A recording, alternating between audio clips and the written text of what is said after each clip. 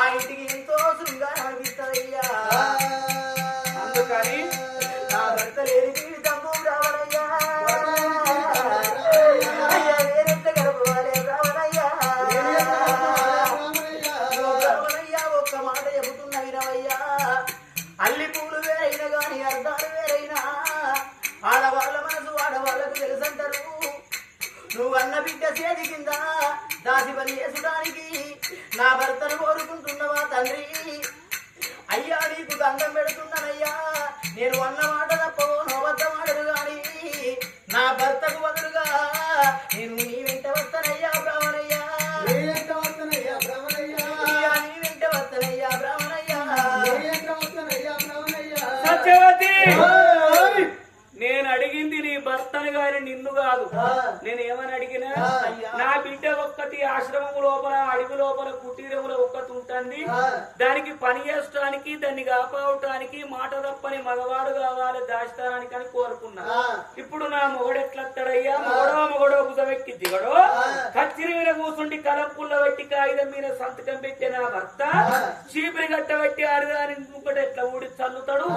ఎంతసేపు చెప్పుకున్నా అయ్యా మగవాడు ఎంత తెలివి కల్లవాడు గాని ఆడిదాని కింద ఎప్పుడు కట్టం కట్టరు. అప్పటికైనా ఇప్పటికైనా కత్తి ఎంత మెత్తగా నూనె గాని మంగలి కత్తితోని మాకులు చెక్కలయ్యరాదు.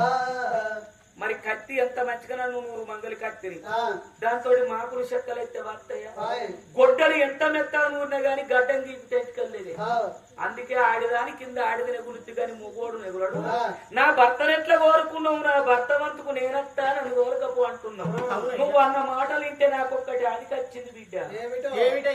ఏమిటంటే ఇట్లనే ఒక ఊరు లోపల మేర మల్లయ్య అని ఇద్దరాలు మొగలు ఉన్నారట. అప్పుడు వెనకట మిషన్లు తేలలే. సూది బట్టి చేతనే బట్టలు కుడుతున్నట.